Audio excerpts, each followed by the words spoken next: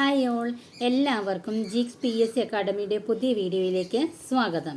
അപ്പോൾ ഇന്നത്തെ ക്ലാസ് കൊണ്ട് നമ്മൾ ഉദ്ദേശിക്കുന്നത് കേരളത്തിലെ നദികൾ എന്നുള്ള ടോപ്പിക്ക് ഒരു മൊത്തത്തിലൊരു റിവിഷൻ പോലെ ചെയ്യാനാണ്. അതായത് പഠിച്ചിട്ടില്ലാത്ത ആൾക്കാർക്ക്, സാധാരണയായിട്ട് PSC പഠിക്കുന്ന ആൾക്കാർ കേരളത്തിലെ നദികൾ, കായലുകൾ ഇതൊക്കെ പഠിക്കേണ്ടത് വളരെ അത്യാവശ്യമാണ്. അപ്പോൾ അഥവാ പഠിക്കാത്തവരുണ്ടെങ്കിൽ വീഡിയോ കേൾക്കുമ്പോൾ അവർക്കും ഒരുപാട് കാര്യങ്ങൾ ഓർമ്മയിൽ നിൽക്കും, അല്ലാത്തവർക്കൊരു റിവിഷനാണ്. ഇപ്പോൾ നമ്മൾ ജോലി ചെയ്യുന്ന സമയത്തൊക്കെ ആണെങ്കിലും അല്ലെങ്കിൽ വേറെ എന്തെങ്കിലും കാര്യത്തിൽ ചെയ്തുകൊണ്ടൊക്കെ ഇരിക്കുമ്പോഴാണെങ്കിലും വീഡിയോ ഒന്ന് പ്ലേ ചെയ്താൽ നിങ്ങൾക്ക് അത്രയും യൂസ്ഫുൾ ആവും. ചുമ്മാ ഒന്ന് കുറച്ച് നേരം വിശ്രമിക്കാൻ പറഞ്ഞാൽ ഉറങ്ങുമല്ല, വിശ്രമിക്കാൻ ചുമ്മാ കിടക്കുമ്പോഴാണെങ്കിലും ഇതൊക്കെ ഒന്ന് പ്ലേ ചെയ്തിട്ട് കഴിഞ്ഞാൽ നമ്മൾ എന്തെങ്കിലും കേൾക്കുമ്പോൾ അത് അത്രയധികം യൂസ്ഫുൾ ആവും. പരീക്ഷയിൽ ചോദിക്കുന്ന ഇമ്പോർട്ടൻ്റ് ആയിട്ടുള്ളൊരു സെക്ഷനാണ് കേട്ടോ.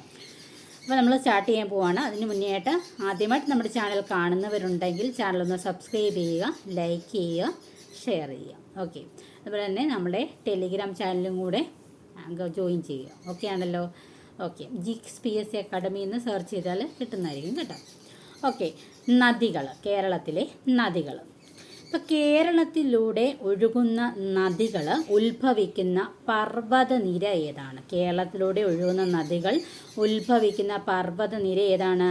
പശ്ചിമഘട്ടമാണ്. പശ്ചിമഘട്ടം. കേരളത്തിലെ നദികളുടെ എണ്ണം എത്രയാണ്? കേരളത്തിൽ എത്ര നദികളുള്ളത്? 44. അതിൽ പടിഞ്ഞാറോട്ട് ഒഴുകുന്ന നദികളുടെ എണ്ണം 41, കിഴക്കോട്ടൊഴുകുന്ന നദികൾ 3 അല്ലേ? അപ്പോൾ ആ കിഴക്കോട്ടൊഴുകുന്ന നദികൾ 3 ഏതാണ്? നമ്മൾ ഉറപ്പായിട്ടും പഠിച്ചിരിക്കണം. ഏതാണ്? കബനി, ഭവാനി, പാമ്പാർ. ഓക്കെ ആണല്ലോ? ഇനി കേരളത്തിലെ ഏറ്റവും നീളം കൂടിയ നദി ഏതാണെന്നറിയോ? പെരിയാറാണ്. കേരളത്തിലെ ഏറ്റവും നീളം കൂടിയ നദി പെരിയാറാണ്. ഓക്കെ, കേരളത്തിലെ ഏറ്റവും നീളം കൂടിയ നദി നമ്മൾ പെരിയാറെന്ന് പഠിച്ചു അല്ലേ? അപ്പോൾ നീളം കുറഞ്ഞ നദി ഏതാണ്? മഞ്ചേശ്വരം പുഴയാണ്. അതുപോലെ തന്നെ കേരളത്തിലെ ഏറ്റവും വടക്കേ അറ്റത്തെ നദി ഏതാണ്? മഞ്ചേശ്വരം പുഴയാണ്. കേരളത്തിലെ തെക്കേ അറ്റത്തെ നദി ഏതാണ്? തെക്കുള്ളത് തിരുവനന്തപുരം അല്ലേ? അപ്പം തെക്കേ അറ്റത്തെ നദി ഏതാണ്? നെയ്യാറ്. കേരളത്തിലെ ഏറ്റവും കൂടുതൽ നദികൾ ഒഴുകുന്ന ജില്ല ഏതാണെന്ന് ചോദിച്ചാൽ കാസർഗോഡാണ്. കേരളത്തിലെ ഏറ്റവും കൂടുതൽ നദികൾ ഒഴുകുന്ന ജില്ല ഏതാണ്? കാസർഗോഡാണ്. ഇനിയൊരു പൊതുവിവരമാണ്. 1974 കേരള സർക്കാരിൻ്റെ വിജ്ഞാപന പ്രകാരം 15 കിലോമീറ്ററിൽ അധികം നീളമുള്ള ജലപ്രവാഹങ്ങളെയാണ് നദികളായിട്ട് കണക്കാക്കുന്നത്. ഓക്കെ, അടുത്തത് 100 കിലോമീറ്ററിലധികം നീളമുള്ള കേരളത്തിലെ നദികളുടെ എണ്ണം എത്രയാണ്? 100 കിലോമീറ്ററിലധികം നീളമുള്ള കേരളത്തിലെ നദികളുടെ എണ്ണം എത്രയാണ്? 11. ദക്ഷിണ ഭഗീരഥി എന്നറിയപ്പെടുന്ന നദി ഏതാണ്? പമ്പയാണ്. ദക്ഷിണ ഭഗീരഥി, പമ്പ. കേരളത്തിലെ മഞ്ഞ നദി എന്നറിയപ്പെടുന്നത് ഏതാണ്? കുറ്റ്യാടിപ്പുഴയാണ്. കേരളത്തിലെ മഞ്ഞ നദി കുറ്റ്യാടിപ്പുഴയാണ്.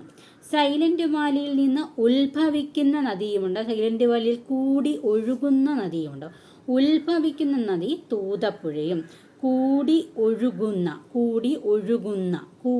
എന്നുള്ളൊരു വാക്ക് ഓർത്തിരിക്കുക. അപ്പം കുന്തിപ്പുഴയാണ്. ദക്ഷിണ കേരളത്തിലെ ഏറ്റവും ചെറിയ നദി എന്ന് പറഞ്ഞാൽ അയിരൂർ പുഴയാണ്.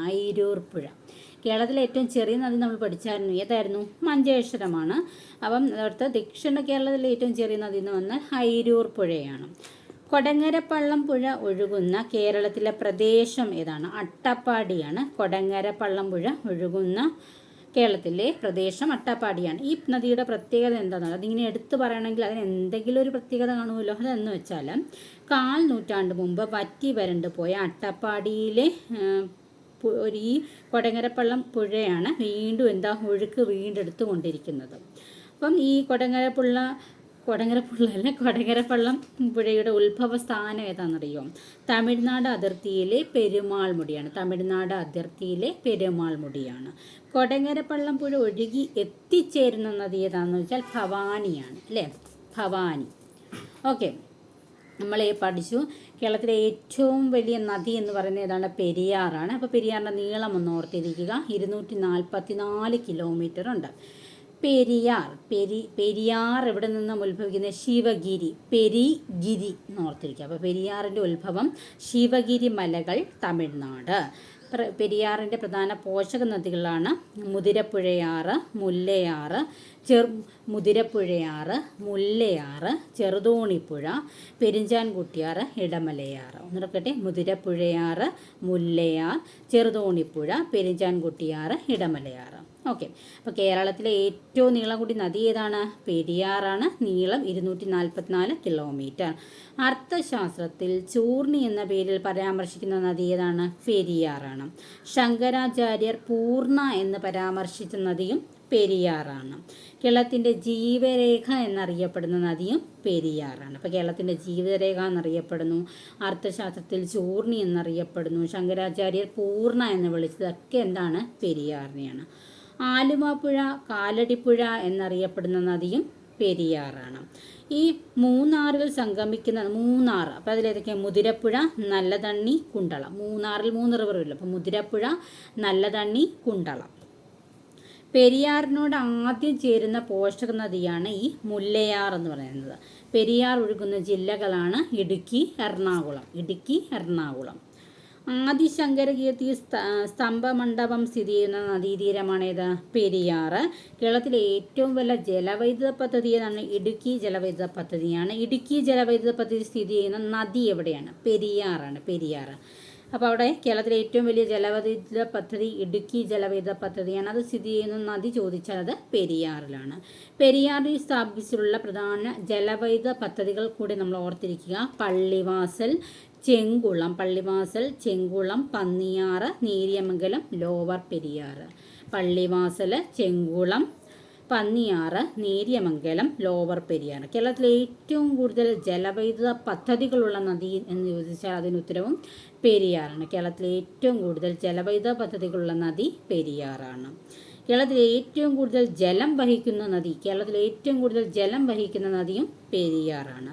കേരളത്തിലെ ഏറ്റവും കൂടുതൽ അണക്കെട്ടുകൾ സ്ഥാപിച്ചിരിക്കുന്ന നദിയും പെരിയാറാണ്. ജലവൈദ്യുത പദ്ധതികൾ കൂടുതൽ, ജലം വഹിക്കുന്ന നദിയെ, ഏറ്റവും കൂടുതൽ അണക്കെട്ടുകൾ ഒക്കെ സ്ഥാപിച്ചിരിക്കുന്ന നദി പെരിയാറാണ്. ഏറ്റവും വലിയ നദി പെരിയാറാണ്. 244 കിലോമീറ്ററാണ് നീളം, അല്ലേ?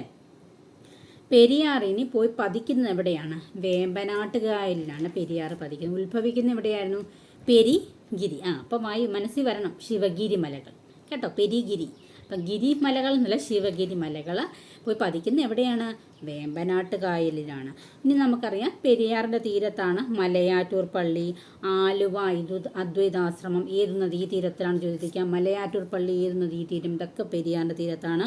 പെരിയാർ വന്യജീവി സങ്കേതം, അത് മറന്നു പോകത്തില്ല, പേര് തന്നെ ഉണ്ട്. പിന്നെ കാലടി ശ്രീ ശങ്കരാചാര്യരുടെ ജന്മസ്ഥലം, പിന്നെ ആലുവ മഹോത്സവം നടക്കുന്ന പെരിയാറിൻ്റെ തീരത്താണ്. അതൊക്കെ ഓർത്തിരിക്കുക. മലയാറ്റൂർ പള്ളി, ആലുവ അദ്വൈതാശ്രമം ഒക്കെ ഓർത്തിരിക്കുക കേട്ടോ, പെരിയാറിൻ്റെ തീരത്താണേ.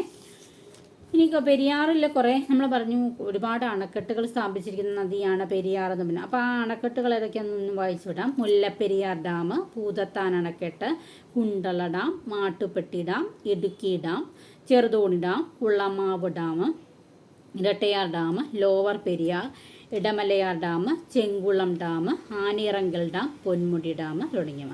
കേരളത്തിലെ ഏറ്റവും കൂടുതൽ പോഷക നദികളുള്ള നദി അതും പെരിയാറാണ്. മാർത്താണ്ഡപ്പുഴ, മംഗലപ്പുഴ എന്ന രണ്ടായി പെരിയാർ തിരിയുന്ന സ്ഥലം ഏതാണെന്ന് ചോദിച്ചാൽ അതേതാണ്? ആലുവയാണ്. നോട്ട് ചെയ്യുക.